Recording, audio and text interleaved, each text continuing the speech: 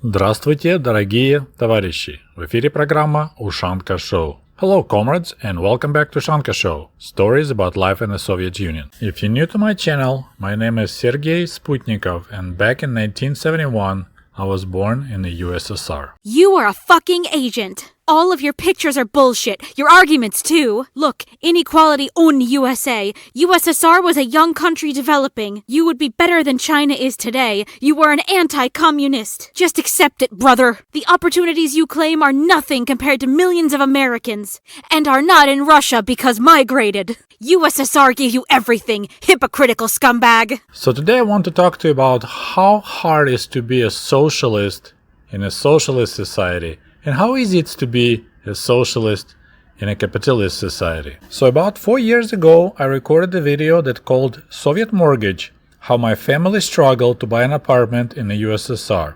So far I got about 54,000 views, and there's quite a few interesting comments that I want to read for you today. The old apartment was transferred to another family, so there is no need to regret it. Someone was happy to receive the apartment that your mother returned. I can't believe somebody would have even considered keeping the second apartment. It's a great comment, and we'll discuss it a little bit later. It's stupid what you're saying. You didn't lose apartment. You gave it back to some other family that needed it. It's the way how system should supposed to work if people were honest. It's not being naive. It sounds to me like if a person knew how to work the system, they could have easily made it big, even under the Soviet system. It's amazing that even in the surrounding neighbors did not advise your mother as to move in a relative from the country. In fact, the lady your mom spoke with probably pencil whipped in her own relatives, which is why she was so excited to hear that your mom was surrounding back the old apartment. Corruption at its best. If you have no idea what those comments are about, you probably missed my old video about the Soviet mortgage, and probably it's a good idea if you're interested in this topic of housing in the Soviet Union just to pause this video, and I'll post below in the comment section link to that original video. You're welcome to watch it and then come back, because we're gonna discuss all those stories that I told in that video. So long story short, by 1976 my family finally managed to get their own apartment. It was a really small tiny apartment called Gostinka, so it's like a hotel style apartment. It was like 12 by 10, if not smaller, maybe 10 by 10. One room apartment, and tiny kitchen, tiny bathroom. And so we were happy to get out of the dormitories where my family had to share a small room with another family. And I have videos about it too. I'll post it also in the comment section. As I mentioned, we were super happy to have our own place, but it was so tiny, and of course, long term, it's quite a challenge to live in a tiny apartment, young couple and a kid. So my mom started looking for a next step, to get her bigger, better apartment, maybe like 2 or 3 rooms. Back in those Soviet days, usually you could get housing option through a place of work. In our case, my mother's job didn't offer any housing options. There was no waiting list for any kind of apartments. Meanwhile, my dad, who used to work at Antonov Aircraft Factory, had a waiting list, but it was 20 years old. So if you get in line, waiting list in 1980, 1881, by 2000, we should get our own 2-room apartment. And just to think about it, so when my parents would be in their late 50s, I would be in my 30s, our family would be able to move up and get a 2-room apartment. And of course, if you're familiar with the history of the Soviet Union didn't make past 1991, so technically, if we would decide to stay and wait for 20 years, we would never, ever be able to get the 2-room apartment, because after collapse of the Soviet Union, all those waiting lists disappeared. Fortunately, my mother decided to buy a bullet and go for so-called cooperative apartment, кооперативная квартира. This one you actually have to purchase. It cost a lot of money. I think it was like 15,000 rubles. Picture you make 300 rubles a month, like a combined income for the family, and you're going for 15,000 ruble apartment, but it was no waiting list. And that was the best decision my family ever made. But you need to remember that back in the Soviet days, people didn't own the apartments except the cooperative apartments. So when you move, you basically like you're a renter, you just give back the apartment to the owners, which is government, and then you move to your other place. And this is what we did.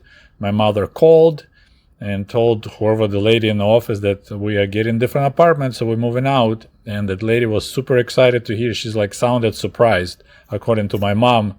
And so this is how we lost our small apartment by moving to a bigger cooperative apartment. So all those comments I read in the beginning of this video, they were upset tankies, upset socialists, because my mother said that she was upset herself when she discovered later that it was the way, legal way, to keep the old apartment while we moved to our new apartment. It was quite torturous but legal route, and it involved propiska. If you're not familiar with what I'm talking about when I say propiska, you're welcome to check my other video, because this is another important part of living in the Soviet Union, is having propiska, a permission to live in a specific town and a specific location. Video link will be below again in the comments section. It worked like this. So my grandparents should get divorced, so they'll be separate people now, and that way you don't technically need to bring one of them in Kiev, but you sign him on this apartment, so he becomes a member of your family that also lives with you in that small apartment. Of course, he never had to leave the village. My grandparents will still stay, but technically they will have a propiska now in Kiev on that apartment. So now you have 4 people crowded in this tiny, tiny apartment, 3 people moving out, and a parent, my grandpa or a grandma, would remain in that small apartment while my family will occupy that bigger cooperative apartment. So this is in a nutshell how the Soviet family could keep both apartments, and that's what triggered all these comments in the beginning about I can't believe somebody would even consider keeping an apartment. It's stupid that you said you lost apartment, blah, blah, blah. So now let me explain what's going on, and let me tell you about being a good or bad socialist. Well, first of all, you can't call me a bad socialist, because back in 1980 I was only 9, so I had no clue what's going on. So of course I didn't have any regrets about leaving this tiny apartment behind. I didn't consider leaving it to our family, so it's not me, right? So it was my mom, and fun fact, my mom was actually a perfect person for the socialist society. She was quite honest and responsible, and even in the public transportation she always paid for her ride, although most of the time we never had anyone checking your tickets for the ride, for the bus ride or fare. You just buy a ticket and you use composter, and she always done it, no matter what. If you follow my channel, you know I keep on repeating this mantra that socialism is ideal society for ideal people. Well, my mom, I strongly believe that, was very close to that ideal person for ideal society. But as I said in the beginning of this video, it's hard to be a good socialist in a socialist society, and that's what my mom struggled with.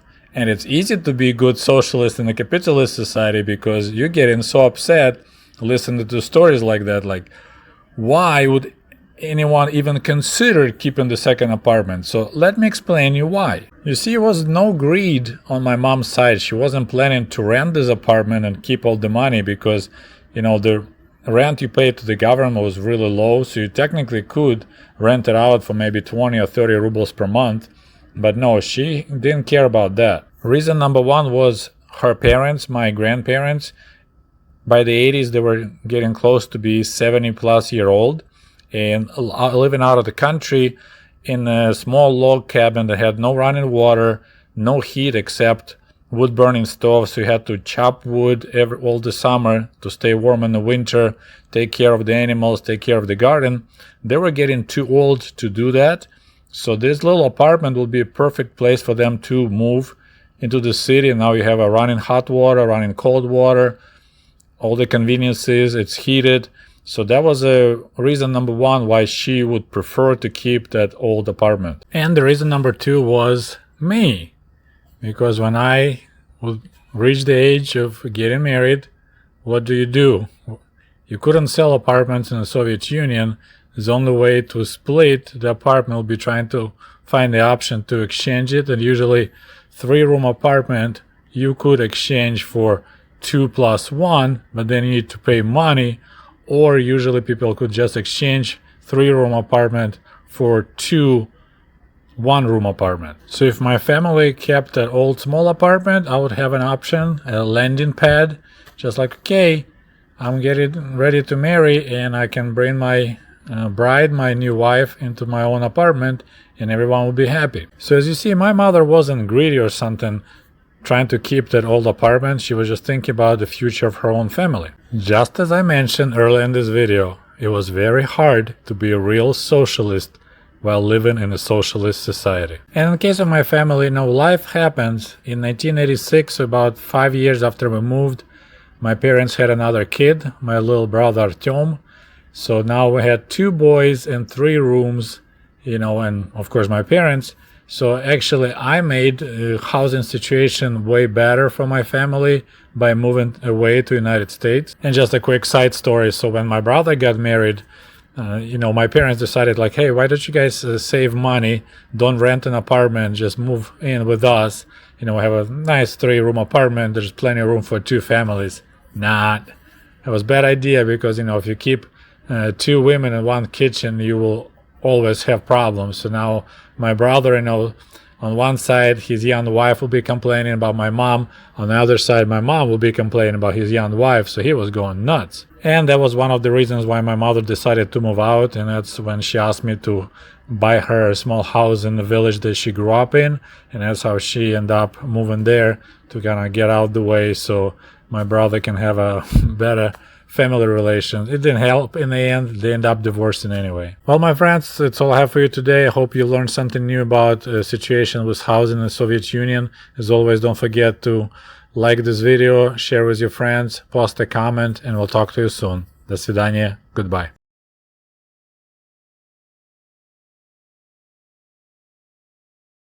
Потому что если дороги будут, то по ним неприятель проедет и прямо в сердце России попадет. Я с ними согласен абсолютно.